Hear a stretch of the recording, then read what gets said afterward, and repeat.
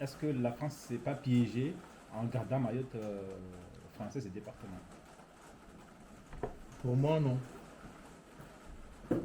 C'est une question. Oui, une oui, question. non, j'essaie de retourner le truc dans ma tête en regardant, non, parce que il a beaucoup d'intérêt à. Il a trop d'intérêt à avoir en gardant Mayotte. C'est ce qu'on pense, mais réellement, j'ai des doutes. C'est quand, parce que j'ai vu un documentaire, la Zambie est emprisonnée à cause de ça, le fait d'avoir découvert que dans l'archipel, il y a du pétrole sur le sol comorien. Oui, Tu vois. oui. Et que les médias français ou l'État français ne veut pas divulguer le sujet, et une société américaine qui a fait les tests, qui les a trouvés, c'est comme par hasard, le truc qui est étouffé, le mec qui est... Ouais. Alors là, tu es déjà, tu parles de ce qui se passe aujourd'hui. Moi, je me pose la question. Mayotte est un territoire français depuis des années. Mayotte est rattaché vraiment à la France depuis 1975. Oui. Et je constate que l'État français, alors quand je dis l'État français, on peut penser que je suis un indépendantiste, non, mais c'est la réalité, l'État français n'a pas mis les moyens pour que le Mahorais puisse avoir la formation nécessaire afin qu'ils s'épanouissent et qu'ils prennent des postes à haute responsabilité. Ce qui fait que depuis des années, qu'est-ce qui se passe? Il y a toujours des vagues, des métropolitains qui vont là-bas pour faire quoi? Pour rester 2 ou 3 ans, après, hop, ils reviennent. Pour moi, il a fait exprès. Comment? Pour moi, il a fait exprès. C'est-à-dire? Pour moi, c'est comme il évite que le Mahorais se réveille et qu'il prenne conscience de la valeur qu'il a pour pouvoir s'épanouir. Comme il a fait avec les enfants de la Creuse à La Réunion. Tu vois, quand la jeunesse réunionnaise s'est réveillée, il a tout de suite déporté toute cette jeunesse en France pour ne pas qu'ils prennent le contrôle tout de suite de La Réunion. Et du coup, j'ai l'impression qu'il fait la même chose avec Mayotte. C'est de... comment dire? Tu sais, dès qu'on a le bac, on dit vous allez faire des études à la métropole, on est super content, on est tous contents et épanouis. Ça, c'est une très bonne chose. Tu vois? Ça, je valide. Peu importe ce qu'on peut dire, mais je valide cette idée de partir ailleurs. Et... Non, je suis totalement d'accord. Mais on est tous contents de venir en métropole. Parce que voyager, ça fait ouvrir l'esprit. Je suis totalement d'accord, ça, tu vois autre chose. Jean-Paul II l'avait dit que voyager, ça fait grandir. Oui, c'est pas faux. C'est pas totalement faux.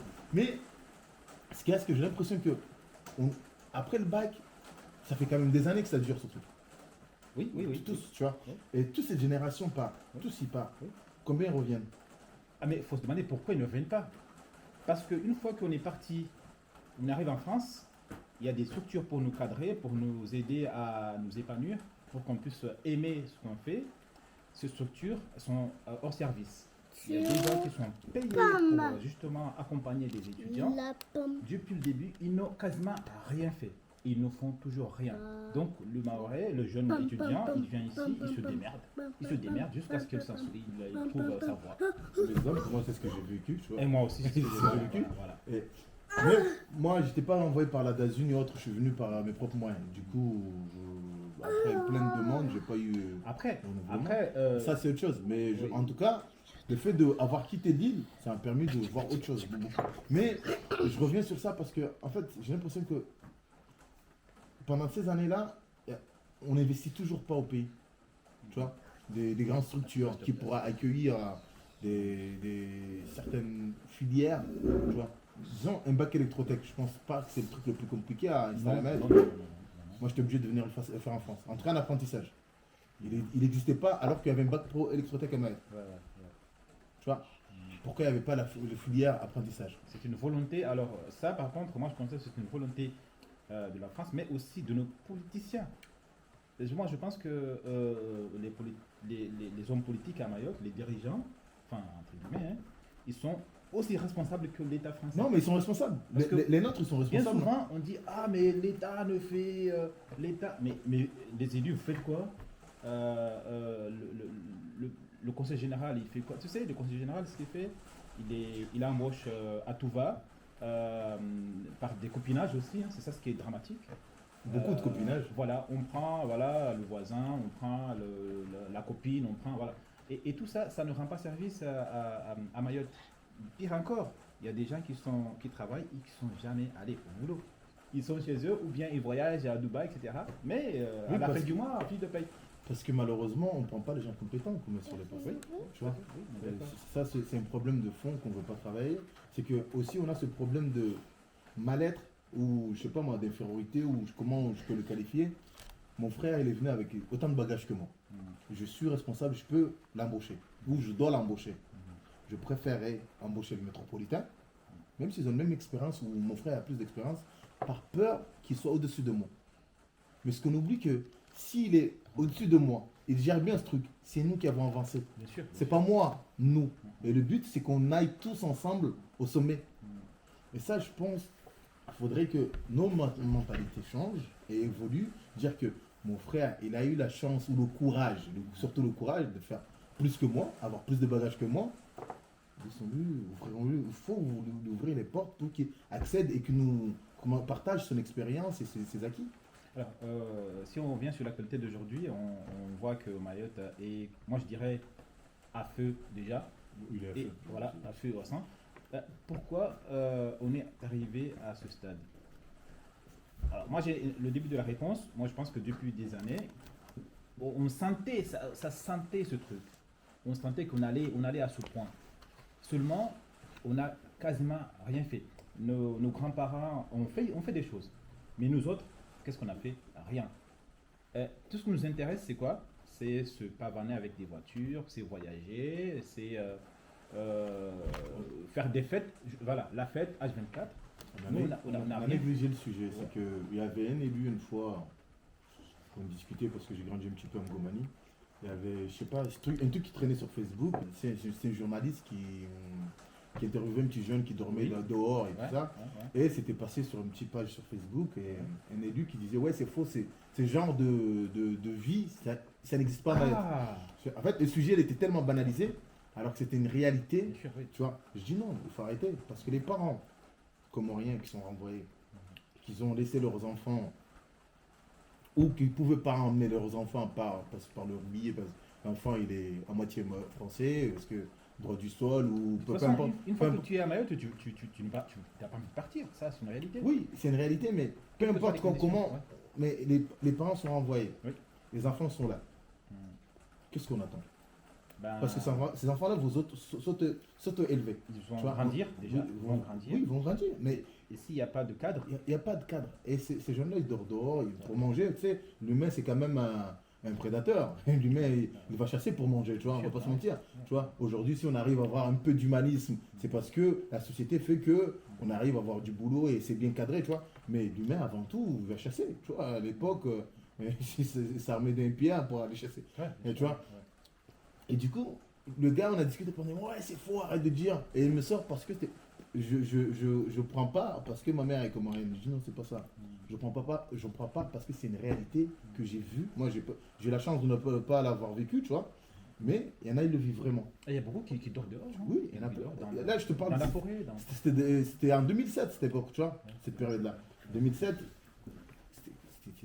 aujourd'hui, ce jeune-là, il devrait avoir 10 ans. 2007, il a quel âge? Là, aujourd'hui, il a quel âge? C'est des bombardements qu'on a délaissés, on a abandonné, on a fermé les yeux en disant non, mais de toute façon, c'est des parents indignes, c'est leur problème. Mais leur problème, c'est le nôtre, parce qu'ils sont chez nous. On est là. Parce que en 2002, moi, j'étais allé en vacances en 2002.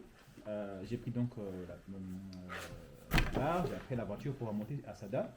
Et je vois, et ça m'a intrigué. Je vois des petits jeunes de 7-8 ans, un groupe de 5. C'est bizarre, c'était pas. Voilà, et pour moi, c'est un peu bizarre cette histoire. Et je me suis dit déjà, en 2002, que si Mayotte ne fait rien, dans quelques années, on va avoir ça dans la gueule, en restant un peu poli. Et c'est exactement ce qui se passe aujourd'hui. Maintenant, quelle solution on peut apporter ou quelle réflexion? Moi, je t'avoue que ça fait des années que j'ai réfléchi à cette histoire et là, je trouve aucune solution. Pour moi, malheureusement, c'est peine perdue.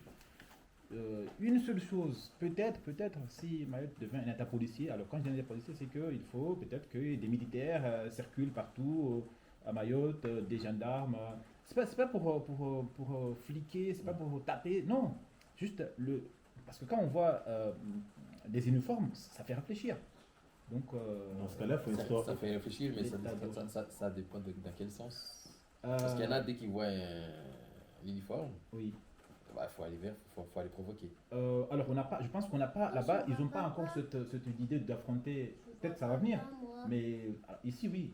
Mais dans cette région, en tout cas à Mayotte, je ne pense pas qu'ils ont cette idée d'affronter l'uniforme. Si, ça se fait. Ça commence. Ça fait un moment que c'est comme ça. En fait, il y a quoi? Et donc, du coup, il y a même, je pensais comme solution.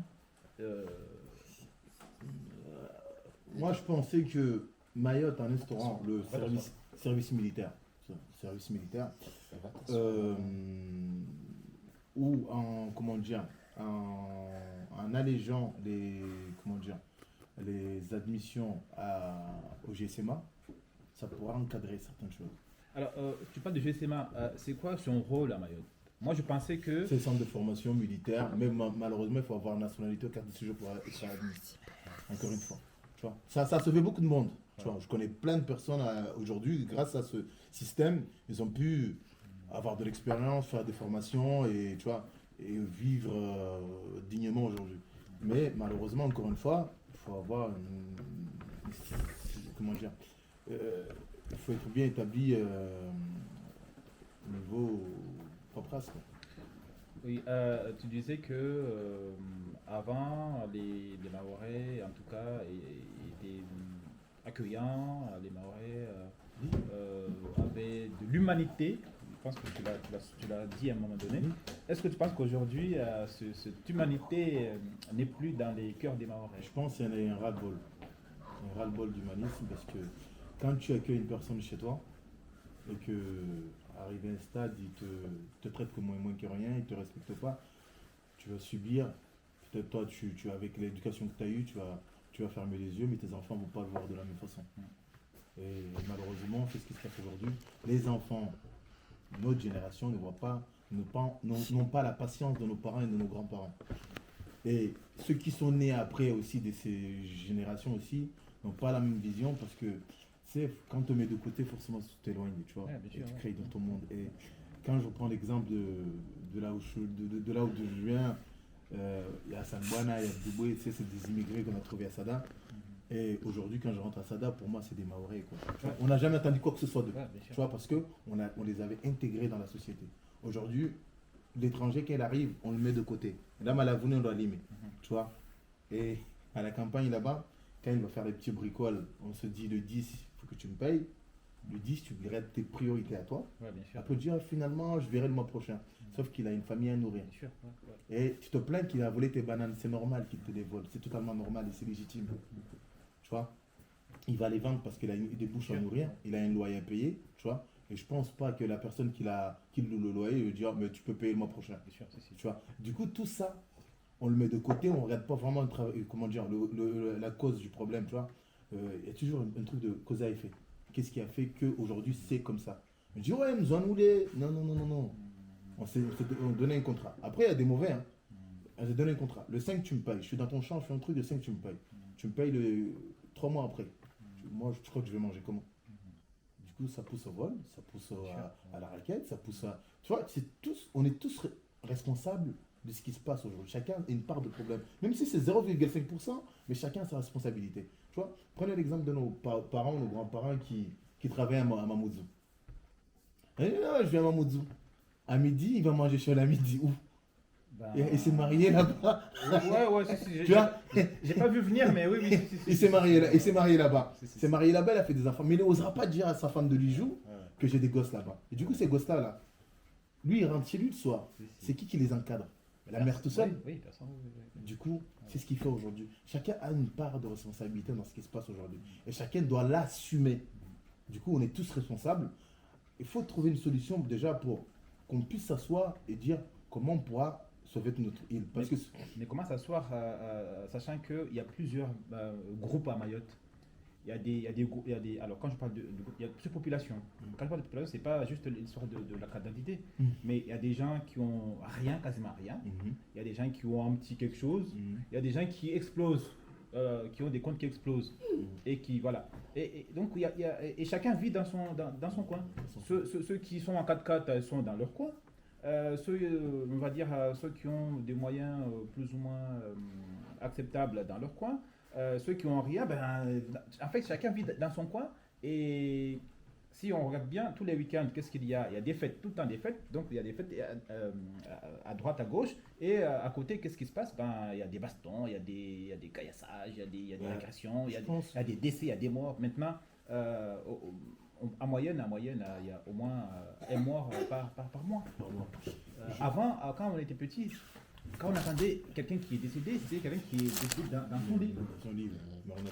Maintenant, oui, bien sûr, oui. Ça fait peur, mais je pense que ceux qui ont tout, ils devraient vraiment se remettre en question. Ils n'ont pas ce recul nécessaire, ou ils ne veulent pas. Ils ne veulent pas, parce que là où je dis il faut qu'ils se remettent en question, il faut se dire que moi qui n'ai rien, je veux vouloir ce que toi tu as.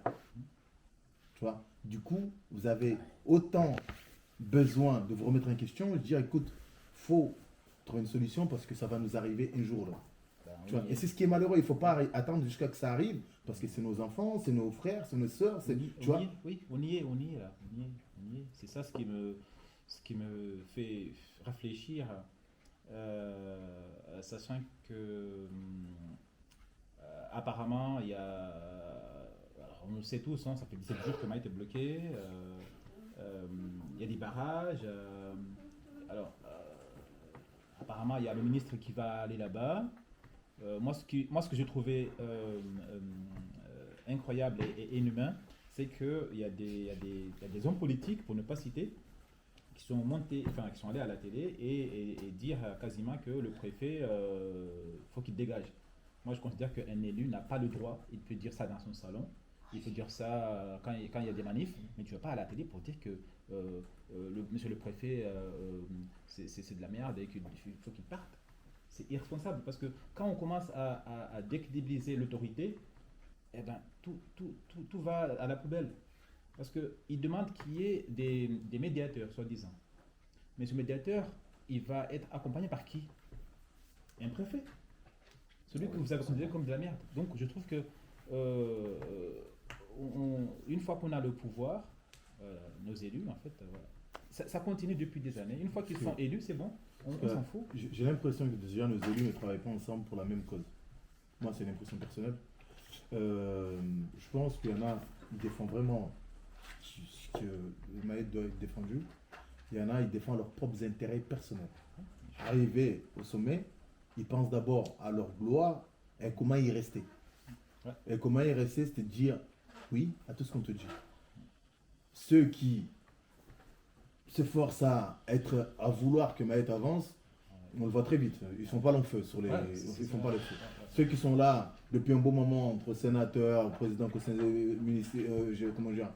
général et compagnie, si ils arrivent à bien surfer sur la vague, c'est que ça ne sent pas bon.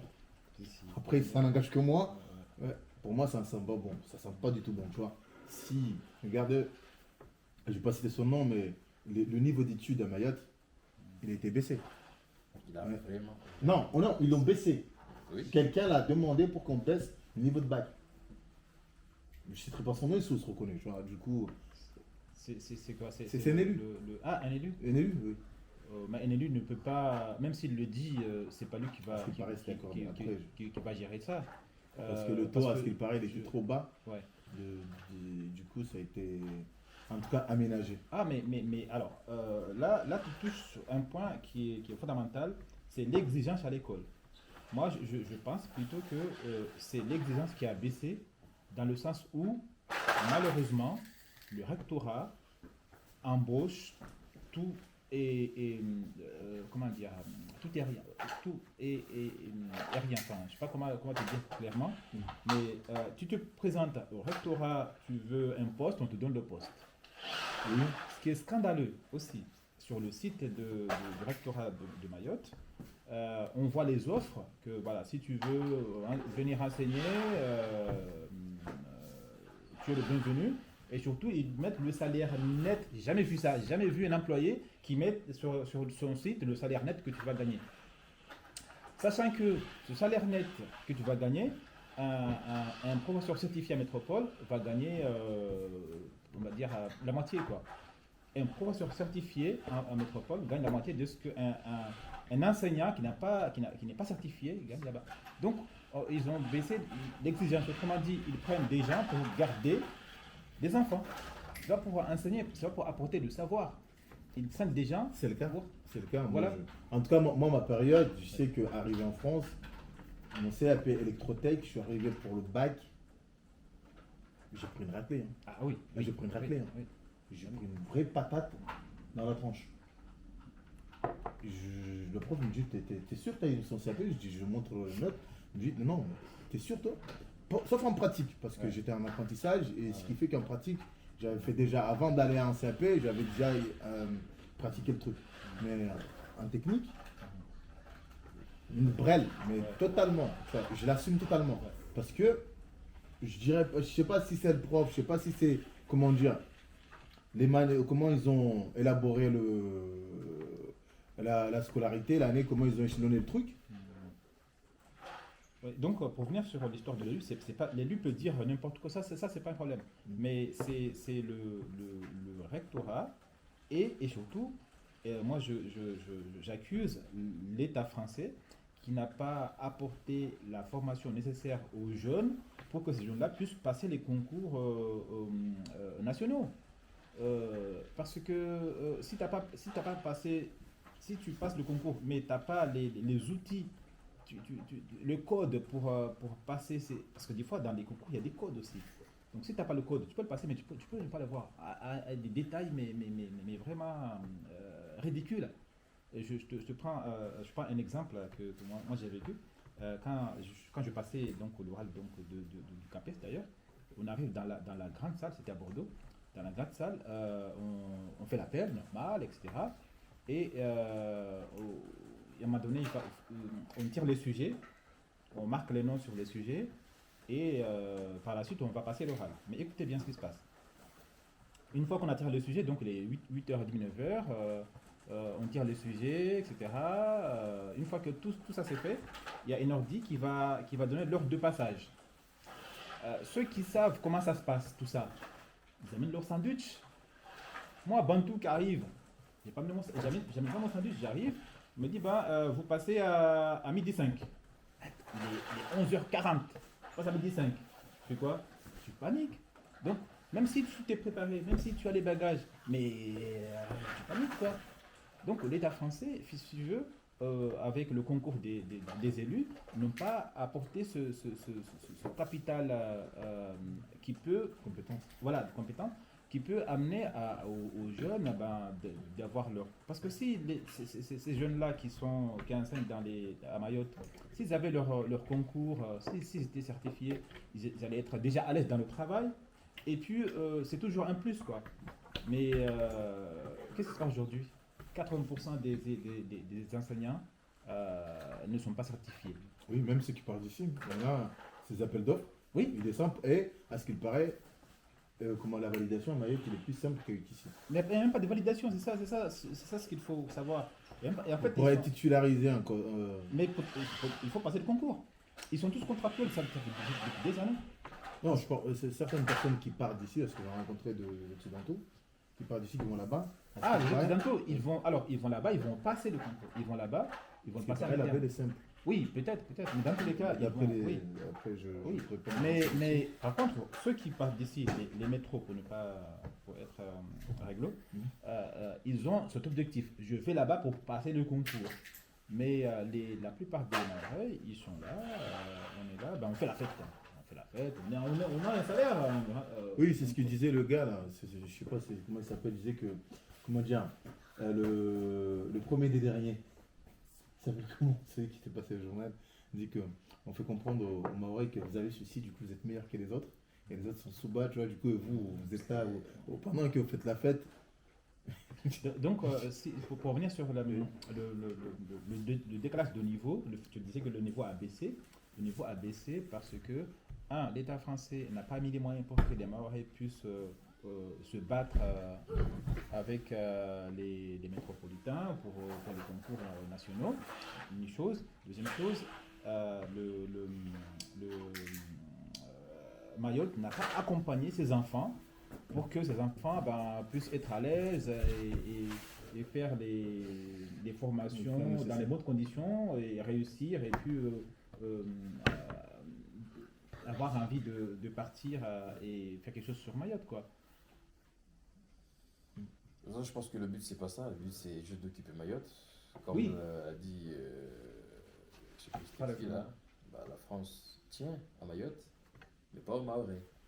Tant qu'il a une présence sur place, c'est tout ce qui compte. Oui, papa il parle avec les autres. Mais le reste, c'est pas intéressant. Ça les intéresse pas en fait. Oui. Ça intéresse pas la France de ces niveaux, comme tu dis, de politiciens, des étudiants, de tous ceux qui demain devront passeront à prendre un poste de cadre par exemple. Quelque chose et parler. Il y avait des carrés. Tous ceux qui dans le futur passeront à prendre un poste de cadre. Donc tout ça, c'est pas de leur priorité de. Après ceux qui ont des postes de cadre, il faut bien le souligner. J'ai travaillé à la collectivité, aux communautés de communes, ceux qui ont des postes de cadre. C'était maman, papa. Ceux qui ont des postes de cadre. Elle disait Il faut qu'ils soient vraiment assidus sur leur taf. Tu vois, au lieu de vouloir fliquer les autres, parce que moi j'en ai connu. Avant de partir là où je bossais, on avait un flic qui était arrivé, c'était le RH qui était arrivé. Il faisait jamais son job. Il était en train de fliquer, toi tu fais quoi, toi tu fais quoi. Tous les gens qui ont démissionné, ils n'ont jamais reçu leur paperasse. C'est pour pouvoir, ceux qui veulent faire des formations pour tel emploi, ou jamais. En fait, il fallait que ça passe en justice ou des menaces vraiment de partir loin, tu vois, pour que le mec bouge. Et il fallait que tu relances le DRH, le directeur ou le président du truc, tu vois. Du coup, il faut qu'on arrête entre nous-mêmes. On se met des bâtons dans les roues, il faut que ça change ça. Du moment où on ne sera pas unis pour les mêmes causes, ça sera le même problème. Parce que moi, je veux prouver que j'ai plus que toi. J'ai le bon poste, je suis mieux le type plus que toi. Du coup, si cette mentalité ne change pas, parce que moi, je dis, problème d'infériorité, les gens, ils ont vraiment des complexes d'infériorité avec les uns et les autres. Mais justement, il y a un collègue qui me disait que quand la confiture n'est pas bonne, tu en mets plein sur ton pain. Donc, ceux qui sont dans ce complexe, ça veut dire qu'ils n'ont pas les bagages nécessaires pour occuper le poste en question. Parce que quelqu'un qui a les bagages, qui a les compétences, il est tranquille. En tout cas, lui, j'estime que personnellement, il n'avait pas les bagages nécessaires. Parce que quand tu dis à des gens de monter à 3 mètres de haut pour aller nettoyer une gouttière sans échafaudage, quand on te demande un échafaudage, je dis on ne va pas louer juste un échafaudage pour vous. Je dis, du coup, ma vie vaut plus que le prix d'échafaudage. Moi, je dis, droit de veto. En tout cas, moi, le poste que j'occupais, j'étais un petit peu mélodie par rapport aux autres, tu vois. Vous dites aux jeunes, je dis, non, moi, je ne prends pas le risque. Tu me signes une décharge, comme quoi, toute chose qui arrivera à ces jeunes-là, tu en prends. Lui, tu me garantis. Je lui dis, allez. Du moment que je ne prends pas, parce que moi, je te sors les articles tout de suite. Hein. Moi, j'ai travaillé dans le bâtiment. Donc, toute ma vie, j'ai travaillé dans ce monde-là. Aujourd'hui, tu ne diras pas un enfant en plus, c'était des contrats aidés. Il gagnait quoi 600 €, tu vois, même 300, je sais plus, je ne peux pas aller de la somme exacte. Pour 3 heures de boulot, tu vois, ça tournait histoire de pouvoir, insérer les jeunes dans le milieu professionnel. C'était cool le système, c'était cool parce qu'il y a des gens, ils galéraient vraiment et ça mettait les jeunes dans le monde du professionnel, tu vois. Mais sauf que, pour moi, ils n'étaient pas respectés. On leur parlait beaucoup de leurs devoirs, mais jamais de leurs droits, tu vois. Et ça, c'est un truc qui existe jusqu'à maintenant parce que je le vois dans les en tout cas dans les communautés, dans les mairies, tu vois, on parle encore du système de l'État quand même, tu vois. On a des personnes qui connaissent un DRH qui ne connaissent pas le monde du travail. Excusez-moi, il y a un problème là. Parce que c'était l'ami ou le pote de, tu vois. On a tous été, tu sais, quand tu rentres à la mairie, on a tous été pistonnés quelque part. Rares sont les personnes qui sont venus, ils ont postulé parce qu'ils avaient leur diplôme. 99%, on se sait, on ne va pas se mentir, On a été mis par un truc. Mais travaillons, vu qu'on est arrivé à ce stade-là, travaillons pour nous. C'est pas pour quelqu'un d'autre, c'est pour notre pays, notre village, notre quartier, notre. Tu vois. Tout à l'heure, tu as parlé de problème de complexe d'infériorité.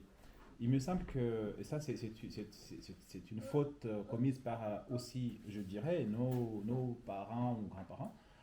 On n'a pas assez valorisé les métiers, encore les filières, je prends un exemple simple, voilà, professionnel.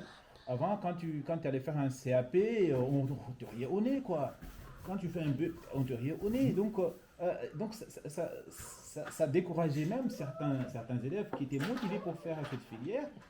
Et au fur et à mesure, les choses sont dégradées parce que quand tu n'es pas soutenu, quand tu perds ta motivation, à un moment donné, même si tu étais motivé, voilà. Donc tout ça, ça fait qu'aujourd'hui... Il n'y a pas de bons accompagnements. Parce que, et aussi, autre chose, c'est que nous, on ne savait pas... Il y a plein de métiers, on ne savait pas comment devenir policier. Peut-être maintenant les enfants, les jeunes, ils savent comment faire pour devenir, médecin. Je pense pas, même moi, je ne peux pas te dire vraiment que d'un point A à un point B, comment devenir médecin.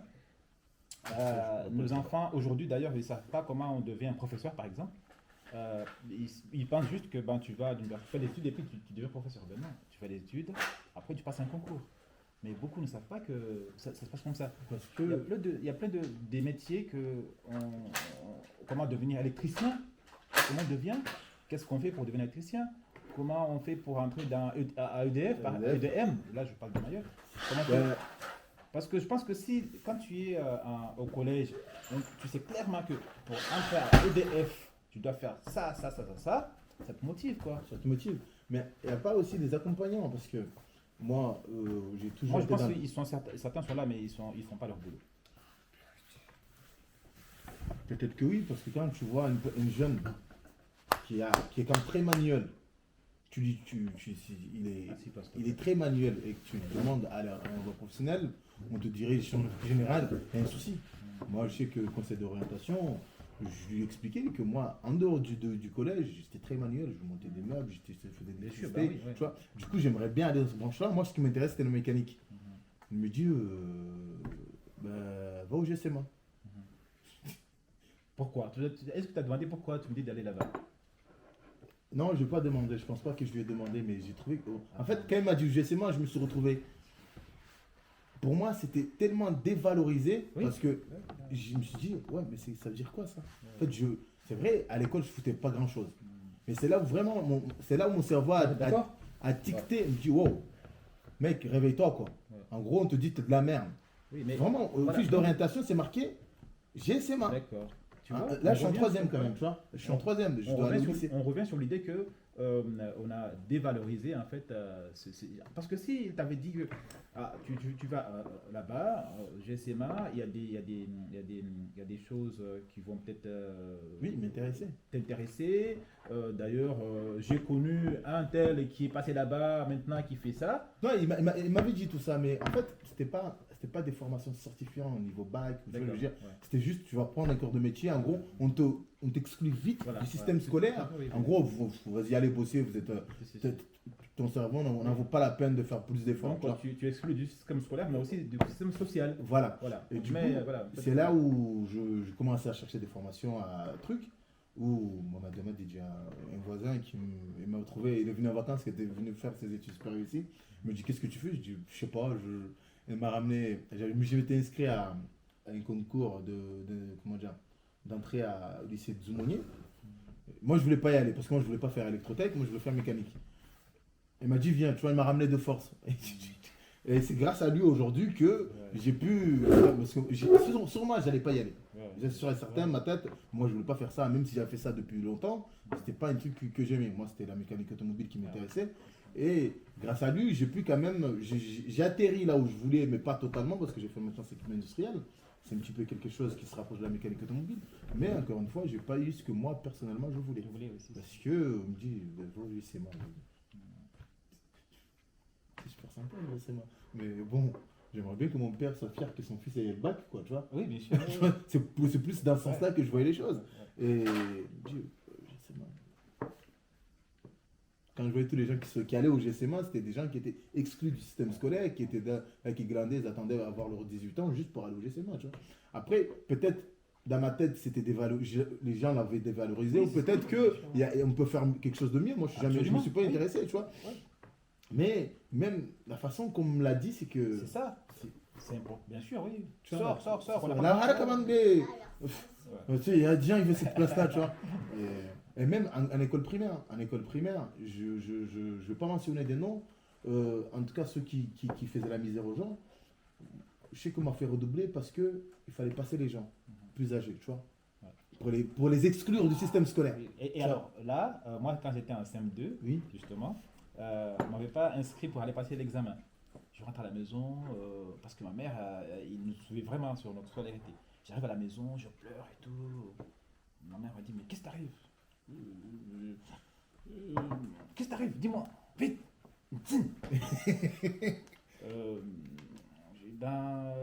Le maître ne m'a pas inscrit parce qu'il y avait beaucoup de candidats qui étaient plus âgés que moi. Quoi? Il m'a dit, je suis pas là dans le bois. Ou quand m'a dit,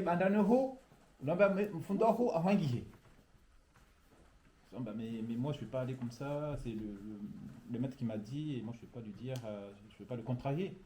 Donc il est venu dans la classe, il a vu mon maître, il m'a dit je veux que mon enfant soit inscrit pour passer l'examen parce que j'estime qu'il a le niveau et il ne peut pas ne pas passer l'examen dans tous les cas cette année, ça n'est pas possible. Moi je n'accepte pas ça. Et par la suite, on m'a dit, le maître était d'accord parce que j'avais des résultats, hein, c'est pas ce qui dérangeait. Mais comme tu l'as dit, j'étais plus jeune que certains. Et moi, mon père, je pense qu'on l'a convaincu bêtement parce que, tu sais, mon père, malheureusement, il n'a pas jamais été à l'école. Quand on lui a dit, ouais, mais l'année prochaine, ton fils fera mieux et tout, pour mon père, c'était quelque chose de bon. Mais moi, ça m'a coupé court tout. Mon élan scolaire a commencé là. Et l'année qui suivait, j'ai rien foutu. Hein. L'année qui a suivi. Et moi, j'avais accepté. Moi, quand le maître m'a fait dit ça, j'avais accepté bêtement, sachant que le pire, c'est que dans la classe, il y avait deux parties. Il y avait les parties des forts et des faibles. Moi, comme j'étais petit, on m'avait classé dans la partie des faibles, mais je faisais le travail des forts et des faibles. Tu vois le truc? Oui. Mais quand il m'a dit ça, tu es encore jeune, ok. Heureusement que ma mère s'est dit. Mon père, il a accepté et ça m'a coupé court dans mon élan. Ma mère a dit c'est inacceptable. Mon enfant doit passer l'examen cette année. Quand on m'a dit ça, j'ai regardé toute ma classe. L'année qui suivit, moi, j'allais pas à l'école. Hein. L'année suivante, j'allais chercher des mangues. J'allais jamais à l'école. Tu vois, après, c'est grâce à un monsieur qui s'appelle Monsieur Sharif. Oui. Tu vois, qui, après, je pense à CM1, il me prend sur Sanel à CM1. Parce que moi, l'école, c'est bon, j'avais abandonné. J'y allais parce que j'étais obligé d'aller à l'école, mais j'étais pas en classe, j'étais jamais là. Tu vois, j'ai pris du retard de ouf.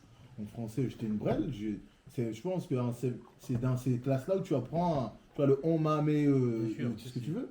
Et c'est là où j'ai négligé totalement l'école. Et ce monsieur m'a pris sur son aile parce qu'il y avait une maltraitance et que j'ai compris que cette maltraitance venait par le biais de mon père. En fait, mon père n'était pas apprécié. Du coup, on devrait l'encaisser. Malheureusement, ça s'est passé comme ça. Et il m'a pris sur son aile. Moi, quand il fallait me frapper, il ne me frappait pas. Et pourtant, quand je faisais des bêtises, il me ramenait. D'accord. Il parlait. Et je pense à un moment donné, le fait de pouvoir discuter sagement avec moi et dès qu'on a fini les trucs, ramène les cahiers, on va à la maison. Moi, quand j'arrive chez lui, je pense que je vais me faire fouetter parce que c'est quand même le mari de ma cousine. Il me dit, je vais me faire fouetter. Non, il me disait à la femme de ménage de me ramener à manger. Je mangeais, il me dit, aller à la maison. Je ne comprenais pas. J'ai fait une bêtise, on ne frappe pas, tu vois. Et par ce biais, il m'a accompagné aussi à CM2. CM2, à ce qu'il paraît, je passe sans réfléchir. Mais tous les établissements ne veulent pas que j'y aille. Lui et notre institut, il dit, écoute, si ce jeune ne passe pas, nous on démissionne. Mais par le biais des problèmes, en gros, voisinage de mon père, on fait que je n'allais pas aller en 6e parce que juste ils avaient des problèmes en fait. Tu vois, du coup, tout ce genre de problèmes, il y a encore des complexes. Si j'ai un problème avec lui, c'est ses enfants qui vont payer. Quel est le rapport? Alors que ça se peut que c'est son fils qui va me défendre demain, il sera avocat, tu vois, j'aurais fait une bêtise. Tu vois, tout ça, on n'arrive pas à voir dans du long terme. On est là, j'ai ce poste-là, du coup, je vais faire. Comme me disait ma grand-mère, comme elle le dit souvent, Yezim vous l'ombre. Quand le soleil change de position, l'ombre change de position. Ouais, bien sûr, du coup, ne vous asseyez pas là éternellement parce que ça va sauter un jour ou l'autre. Et c'est une phrase qui reste même dans ma tête parce que quand je vois certaines personnes qui ont fini aujourd'hui, je dis la vie tourne et les choses. J'espère que chez nous ça va changer, mais parce qu'il faut que ça change, tu vois. Et qu'on se bat pour les mêmes causes, pour l'avenir des nôtres, pour nous, pour demain, comme l'ont fait nos aïeux. Parce que si on arrive aujourd'hui à comment dire, acclamer cette liberté et compagnie, c'est parce qu'ils ont fait des sacrifices. Ils étaient unis pour ça. Et si aujourd'hui on n'arrive pas à le faire, tu vois, c'est qu'il y a un problème. Il y a un grand problème. Ça veut dire que nos aïeux se sont sacrifiés pour rien. Tu vois. Donc, si je comprends bien, tu penses qu'il y a encore une solution à ce problème de Mayotte? Moi, je pense. J'ai fort... Est-ce que tu penses au fond de toi qu'il y a une solution, ou bien tu te dis, il faut y croire à quelque chose? Non, je pense au fond de moi qu'il y a une solution. Honnêtement, je pense qu'il y a une forte solution. Il y a une solution, mais c'est à nous de le faire. Ce ne sera pas à l'État français parce que l'État n'a jamais éduqué un enfant. L'État n'a jamais arrangé quelque chose. Quand il y a un problème dans un foyer, c'est les deux parents qui s'assoient, qui trouvent une solution. Tant que nous tous les parents ne sont pas assis à trouver une solution à ce qui se passe, parce que tout ce qui se passe à Mayotte, ces jeunes-là, mais comment ces parents peuvent s'asseoir et discuter, sachant que, comme je te l'ai dit il y a quelques minutes, qu'il y a plusieurs groupes, il y a plusieurs populations, il y a plusieurs castres, j'allais dire, et chacun vit dans son petit monde. Comment tous ces gens-là peuvent s'asseoir sur une table et trouver la solution pour avancer les choses? Moi, c'est ça ce qui m'inquiète, parce que j'ai aussi envie que ça change. J'ai envie que Mayotte se sauve. Mais comment on peut amener ceux qui font la fête tous les samedis avec ceux qui ont faim tous les jours, les amener ensemble et discuter, trouver un terrain d'entente? Comment est-ce qu'on peut réunir tous ces gens qui n'ont plus envie d'être ensemble? Est-ce que ce problème de caste n'a jamais existé à Mayotte? Il a peut-être existé, mais là, on arrive à un point extraordinaire. Moi, je considère qu'on est à un point de non-retour. Tu sais, quand tu es malade, etc., vraiment malade, quoi, je te dis, voilà, ça peut te guérir. Ça, c'est de l'eau. Tu prends, tu bois, et tu te dis que je vais guérir. Hein. Donc, moi, j'ai l'impression qu'aujourd'hui, on a été tellement loin que les gens qui sont sur place, ils s'accrochent sur une solution qui n'existe pas, mais comme il faut absolument qu'il y ait quelque chose, on se dit, on s'accroche à cette chose il n'y a même pas de nom pour cette chose. Et j'ai tellement envie que je me trompe, parce que j'ai aussi envie que Maïs se sauve. Mais comment, quand tu vois toutes ces divisions, et qui sont de plus en plus, tous les jours on voit des divisions, tous les jours ça se divise, et là on arrive à un point où on n'arrive même plus à réfléchir. Moi dans ma tête, des fois je bloque, je me dis je ne réfléchis plus à Mayotte parce que j'ai assez réfléchi et je ne vois pas cette petite lumière qui va me dire yes, il y a peut-être quelque chose, on va attraper ça et au fur et à mesure ça va aller. J'ai du mal à croire à une solution. J'ai tellement envie qu'il y ait une solution, mais je vois plus rien là. Je vois plus rien. Et quand j'observe déjà les élus qui décrédibilisent l'autorité, c'est une honte pour moi. Quand tu arrives quand tu es parent, que ton enfant a fait quelque chose à l'école, tu arrives, tu ne dis pas au maître, au prof, qu'est-ce que tu as fait, etc. Non. Il faut déjà savoir qu'est-ce qui a été dit là-bas, qu'est-ce qui s'est passé. Et dans tous les cas, même si ton enfant a raison, toi, tu dois prendre sur toi et faire en sorte que ton enfant sache que même s'il a raison, mais il y a le prof, il y a le maître qu'il faut respecter.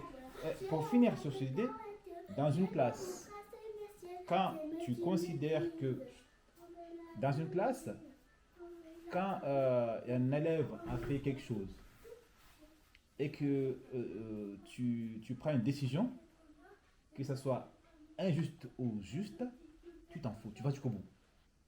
Okay. Et donc,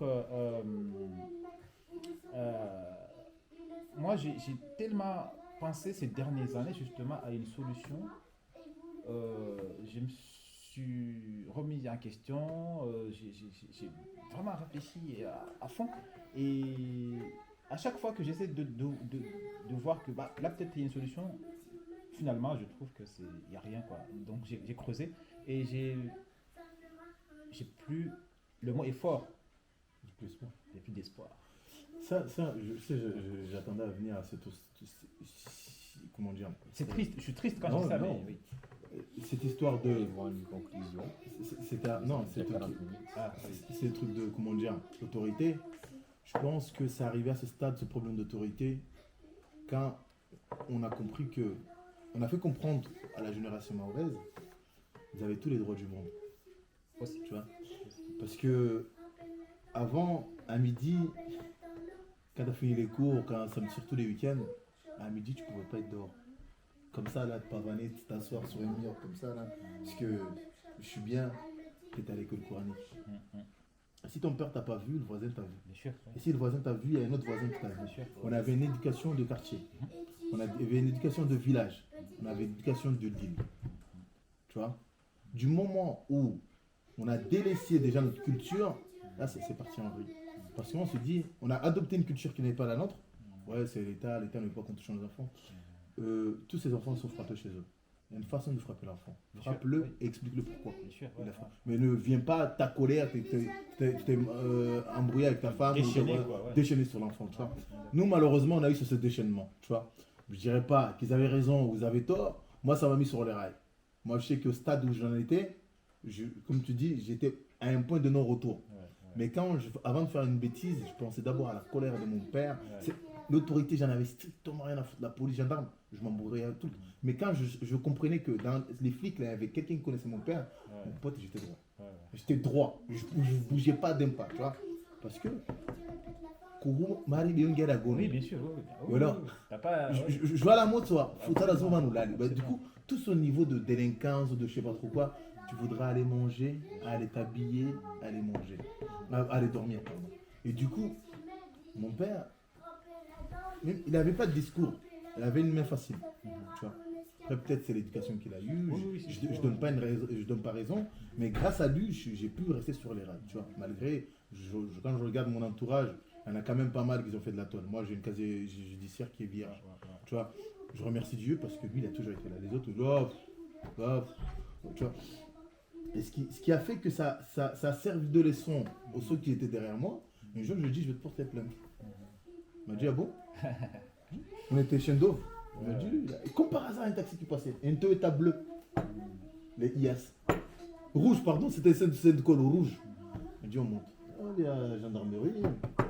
Odi, j'ai entendu que vous élevez des enfants ici. C'est là où on a c'est de ma délai. C'est vraiment ça, mettre moi. C'est là où on a. Oui, c'est là où on a. Je connais les manos. Si, c'est là où on a. Tu les deux autres, je sais que tu n'as pas ça. Madame, tu as fait un bêtise de zéro. Amujabane wolo. Amrohan tuwenziwo mujabane wolo. Amroyiba mujabane. Amroraba mujabane wolo haki. Be haki he wamden burhan wa weka yomba dahalan. Nurdin. Wamden teziho sher. Amumal de Nurdin. Tu vas te demander reveri. Il ka wole commissariat on a conduit dai. Ni juteur nambwa. Tu arrêtes, d'accord? Tu arrêtes. Tu commences à bien faire là. Juteur na tout j'allais aller parce que le commissaire voulait me tomber tout. Zunga jabalamba. Ouais, on frappe pas les enfants. Oh là là. On ne frappe pas les enfants routine. Ou alors on a une sortie de ici. Si j'en ai mis à côté, on a barja ou bamlong. Tata dans les joies. Si ça te pire, tu es dans la blancherie même en Zamba. Faut les gars. C'est vraiment ça me stack.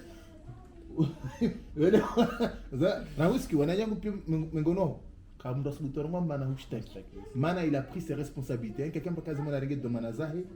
Mais là, à ce qui dembe, on se fait une story de Zerende, un manango. Voilà, il est logé chez moi, nourri chez moi. Voilà, logé nourri blanche. Am la stone hanga sa fanya zem. Kamba to gonya ngane to shon. Il tu dis que ça, je suis né qu'à des mères.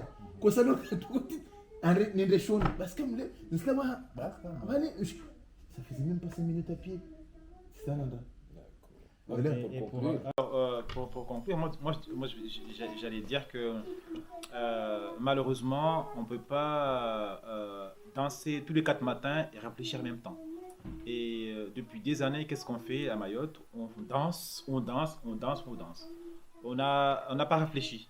On ne réfléchit pas. Et on continue à danser jusqu'à aujourd'hui. Et je pense que les choses nous ont dépassé complètement. La population est dépassée, l'autorité est dépassée, l'État français, je veux dire poliment, la France est dépassée. Et j'espère que je me trompe complètement et que demain il y aura une solution. Alors là, pour finir vraiment, il y a le ministre qui arrive demain apparemment. Est-ce que tu penses que son arrivée va changer quelque chose? Déjà, il faut arrêter d'accueillir ces gens-là avec des tam-tams et des fleurs. Accueillons vraiment avec la misère qu'il y a. Okay. Tu vois, accueillons avec une colère. Pour comprendre que... Parce que quand vous avez des problèmes, vous êtes... Oh, vous arrivez dans ça. Comment vous voulez qu'on vous prenne au sérieux? Ça n'a pas de sens. Et à ce qu'il paraît, c'est dans tous les dom-toms. Quand j'ai vu un reportage où un gars qui disait que, je sais pas, en Martinique ou en Guadeloupe, c'est la même chose. Ils arrivent avec des colliers de fleurs et compagnie. Ouais. Arrêtez, dites, ouais, il y a la chaleur, mon frère, il y a la misère. Ben oui, c'est ça. Et même, il doit marcher à pied jusqu'à la barre s'il le faut. Tu bloques la route, qui passe pas. Qui ressentent les problèmes qu'il y a, qui voient, et il faut les ramener dans les quartiers plus sensibles, qui voient vraiment la misère. Mais vous les ramenez dans les jolis hôtels et compagnie, vous avez discuté dans les jolis hôtels. Comment vous voulez qu'ils voient la misère de l'île?